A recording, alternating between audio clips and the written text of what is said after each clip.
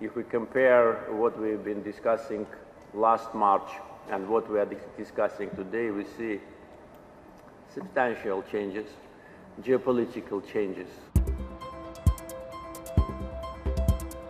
Azerbaijan President Aliyev welcomed guests to the 11th Global Baku Forum, a bringing together of world leaders under the principles of solidarity, equality and inclusivity to exchange and find global solutions to global problems.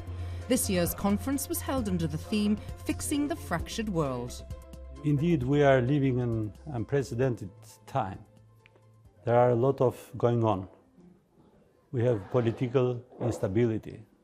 We have economical disparities. We have climate change. We have health challenges.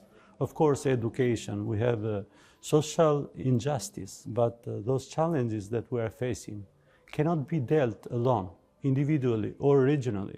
As we learned from the past, we have to be unified in our response. 4 current and 40 former presidents and prime ministers came together over 3 days here in Baku to discuss the pressing issues challenging our fragmented society. While discussions recognised a shared humanity and shared futures, there were resounding calls to modernise outdated institutions and the need for global governance. We are in a situation where the world has dramatically changed over the last 70 years.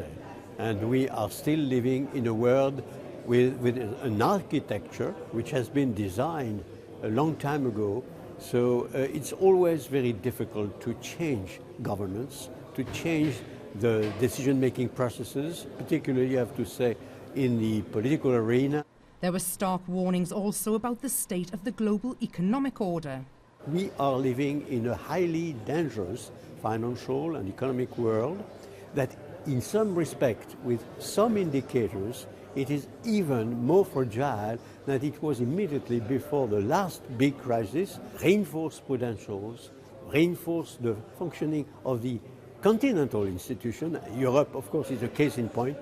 And I take it that, as I said, it is later today than most, I would say, participants in the world are thinking.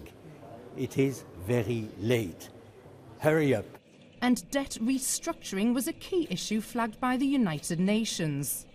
All our economies are tied together. Low-income countries and middle-income countries choking in debt, unable to pay for the health of their people, for the education of their children.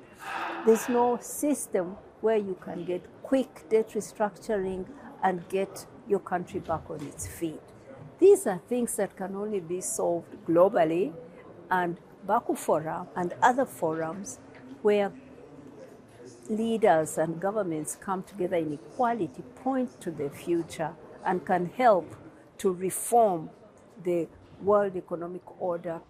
With war in many parts of the world, there was a substantial dialogue discussing the idea of peace. Peace is priceless. We can do everything to increase our capabilities in order to have more secure our continent. And of course, I'm coming from a region that is very fragile.